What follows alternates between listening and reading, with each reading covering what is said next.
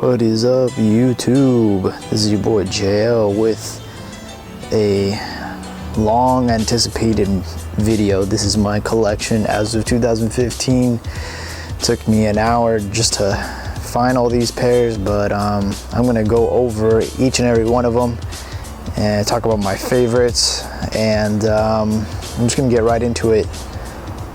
So before I start, I just want to give a big thanks to all of you who watched and supported me from the beginning. I never did this to make money or, you know, to be popular on YouTube. I was just a fan of the game, a fan of collecting boots, and it was just kind of I don't know. I didn't expect to get so many views, and I'm sorry that I haven't been a great YouTuber to you guys. I stopped making videos, I stopped playing soccer, and I kind of let this channel go south, but I feel like I would at least make you guys a video of my collection so you can see what I'm still kicking around, and I might be selling some of these too, so if you have a favorite pair, let me know. I'm gonna get right to it though. So every footballer starts here, at least they should start here. This is the Sambas, and if you don't have a pair, get one now. These are the most durable shoes you can ever get in your life. I probably had my first pair when I was 18, and they lasted me probably like 5 years before they finally just fell apart. But Sambas, you can't go wrong with them. You can use them for anything. You can use them for soccer, you can use them for walking around, like hiking. I use them for everything. These are beasts. The Copa Mundial, again, another pair every footballer needs to have. A classic leather boots, classic stud pattern. These have been selling for over, what, 30 years? And there's a reason why. I actually, unfortunately, haven't had too much time in them, and they look practically brand new because they pretty much are. Full kangaroo leather. They're a little bit on the heavier side. And make sure you get these small because they run pretty big, they stretch out. So these are actually a 7.5. I usually wear 8.5, so I went full size down with these. Now on to probably my favorite part of the collection, the ID Pure. If you guys have been following me for a while, you will all know that these are probably my favorite leather boots, the ID Pure, the original one. I actually had at one time like 3 or 4 pairs, but I sold some of them off. But these are my original ID Pures. These are the first kangaroo leather shoes that I ever had. They had a problem with the sole plate. They would break at the bottom. I actually managed to get a pair of unreleased samples, all white with a tongue. So these are actually a very rare breed. I'm never gonna wear these. These are just to be, you know, framed or something. So these are the ID Pures, brand new, the first generation. I didn't like them after that.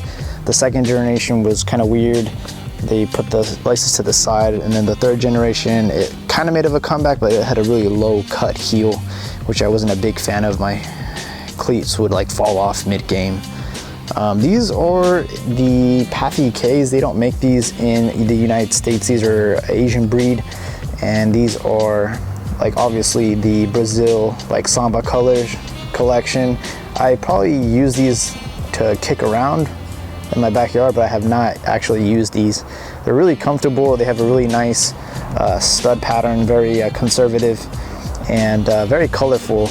These are actually probably gonna go on sale because I don't use them at all. These I almost forgot about. These are actually a step down from the Predators. These are like the next level down. Full grain leather, but they're not kangaroo leather. These, man, I ran miles in these. These were during my comp days. I used these a lot, and for 90 bucks they were a really good deal. These actually are the biggest size I own. These are a size 10. I don't know how I ever fit into a size 10. I actually put them on before I started this video, and they actually had a little bit of wiggle room, surprisingly. For some reason, I went through a phase where I got my cleats really, really big, way more than I do now. Down to the ID Zeros. Actually, one of my most viewed videos is me converting these to black. As you can see, that did not hold up very well. These are, I painted them black with using like spray paint, and I didn't give them the proper time to settle in, and it all chipped off. These are the original ID Zeros in the leather version, orange colorway. These are like the release color. And I got the whiteout pair as well. Now these are like the ID Zero 1.5s, because they're not the 2s, but they're not the 1s either. They actually made a slight adjustment to the toe. As you can see, there's like a plastic film there. That's something that wasn't there in the original pair, and as you can see, they got tore up. So these are like the 1.5s. I remember these came out that cyan blue. I really wanted a pair of these, but I got them in a whiteout. That was like an exclusive through soccer.com. They also had a blackout pair. As you can see, my embroidering on the side. And then I actually got the Nike lace up to save lives. Kind of ironic because they're Adidas. But you know, the ID Zeros were a game changer for me, because up until then, Adidas didn't really have a light speed boot. It was always Nike with the Vapors, and then Adidas came out with their ID Zero, and they sort of got back into the game, you know, because they were pretty slow for a while. The Tunits were horrible, and those were like pretty much the competition to the Vapors at the time. It was just not even close. I did like the F50 Plus before the Tunits. Those were amazing boots. Another import, these are Mizuno, the Wave Ignitus, and these are actually my favorite synthetic boots. And if you see my original video, I thought these were kangaroo leather. That's just how good they were. I'm a big fan of the CTR with the Kangalite material, but these were probably my most comfortable synthetic shoes ever. And these are very durable. They have a really cool stud pattern. Reminds me a little bit of the Intertract sole plate from Nike. Very aggressive with the blades. And these are awesome. They're very durable, and they have the little, as you can see, rubber all over the place. And this is meant for knuckleballs and curves and all kinds of things. And these are a really good pair. I actually wish I could get a pair of these in kangaroo leather. I can only imagine how much more comfortable they are. Now to the Tiempos. I actually these are a sample pair from Nike. Don't ask how I got them, but these are a step down from the you know, the floor model, step down. These are a blackout pair. I didn't really put too much time in these. These are the Tiempo 5s, 4s, I forget. These are my last acquisition ever. These are the last pair of shoes that I bought with the, obviously you can see the embroidery. These actually have that reflective tape on the back. These are awesome. These are really comfortable. This is like my favorite pair right now of leather boots. Beautiful, beautiful design. Blue with the white. Oh, these are like pillows on your feet. I love them. These are the Premiers. These are probably the best low budget shoes you can get. You can get a pair for 100. These were an exclusive like colorway for the World Cup, I think, or something like that. Sorry man, I've been out of the game for a while. These are really comfortable, really light, very, very light. Have a really simple stud pattern. These are the best pair you can get, like best pair of cleats you can get for under $100.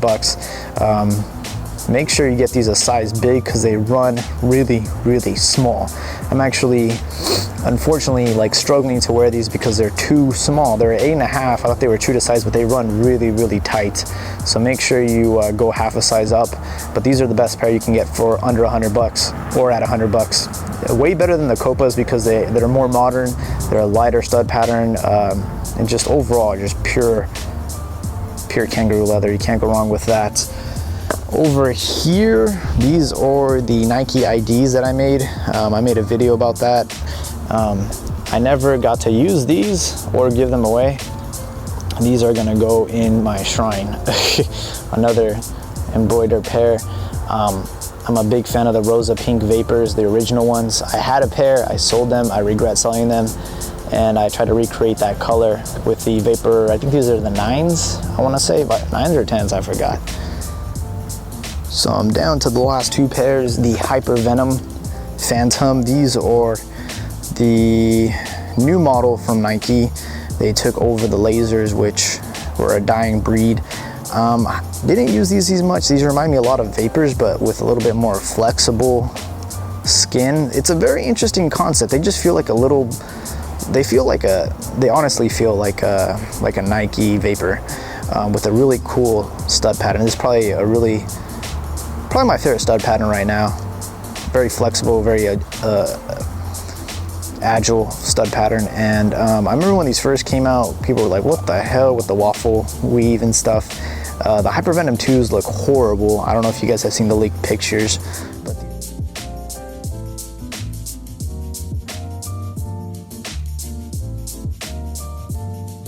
but these are overall a really good pair. Not speed, but more agile, I guess, is what they're trying to sell you on. Honestly, they feel pretty much the same as Vapors with a different stud pattern. And last but not least, the CTR Majesty 3s.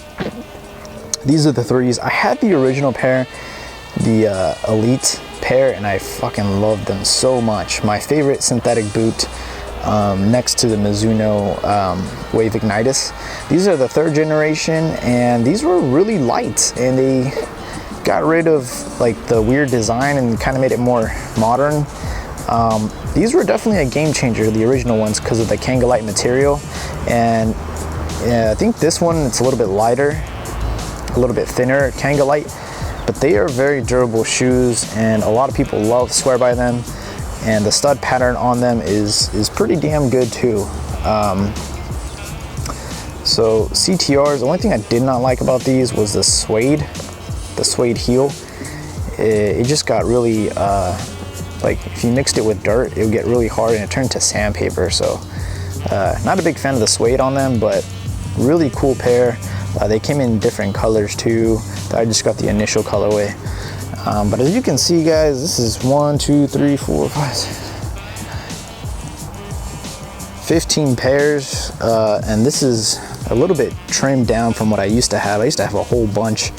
I don't play as much. I don't play at all, actually. I play a little bit more indoor now. But I would say my top 3 shoes, let's go with classic, like in terms of leather. I would say the ID Pure, the original ID Pure, probably my favorite kangaroo leather boot. As far as synthetics, gotta go with the Mizuno Wave Ignitus with the CTR in a close second place. And then overall, just like my favorite cleat that I've owned out of all time, I would have to say it would be the Vapors. The original Rosa Vapors, those were actually really, really, those will go down to memory lane. They're my favorite pair just because of the colorway, just because of, at that time, you know, if you see, there's an array of colors. At that time, cleats were coming out in white and black. White and black. Every now and then you would get like a gold pair, but very, very rare that you would get a pink. Like pink was the game changer. Nike came out with that colorway and everyone just like lost it, you know, because not like pink at that time, you had to be really, really fast to wear it. Like you had to be the best of the best to wear a pink cleat. And ever since then, everything changed. Now, ironically, it's harder to get your hands on a black or white pair. Everyone's making freaking cleats in the color of the rainbow. It looks like Crayola is like sponsoring these colorways nowadays. Don't even get me started on now, like the cleats they design now, they're just horrible. But definitely my favorite pair, Rosa Pink Vapors, the Vapor 4 with the lace cover. That was actually really annoying, lace cover. So if there's any pair you're interested in, let me know. I'm probably gonna be trying to sell most of these. But thank you guys for the memories, thank you guys for following me, and I hope you enjoyed this video.